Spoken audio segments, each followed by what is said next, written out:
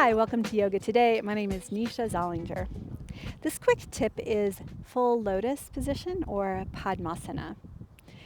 For this position, you're going to need to have pretty open hips. So I'm just going to say, if Agni Stambhasana or the fire log pose, we come into fire log pose with me. If this position, Tanya's going to show us too, is difficult for you, full lotus is not the best position to start to play with. And I say this with all respect to each of you.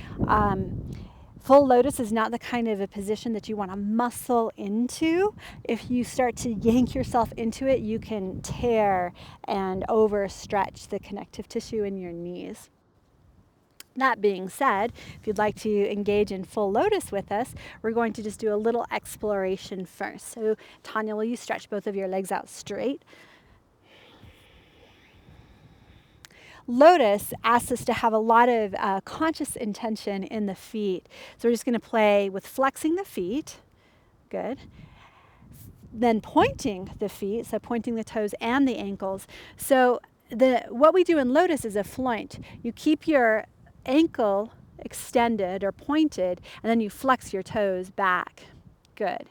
Now, one thing that I see happen over and over again in Lotus is a sickling or supination of the ankles, which puts a ton of strain on the knees. So it's safe to explore it here. Will you allow both of your feet to sickle or supinate, Tanya? Yeah, there you go. All right, now you can see if your feet do that in Lotus, you're wreaking havoc on your knees. You may not feel it, but it's going to put pressure on your meniscus as well as strain the ligaments that are awesomely holding your knees together.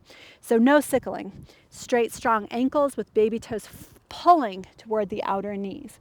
That being said, please draw your right knee back, Tanya. Gorgeous. And you can lift your foot up and then externally rotate your right hip so that your foot comes off of the floor. And you can pull your shin and your foot in close. Good. Keeping this strong, active ankle, you can even hold onto your underside of your ankle and your shin and lift your shin up tighter into your belly and then replace the foot down. Good. Now, keeping that activity, lean a little more over to the right, and that might help you then get your right knee further down. Now, that being said, Tanya's really using a powerful external rotation of her outer hip muscles. You never want to just use your arm to press your leg down.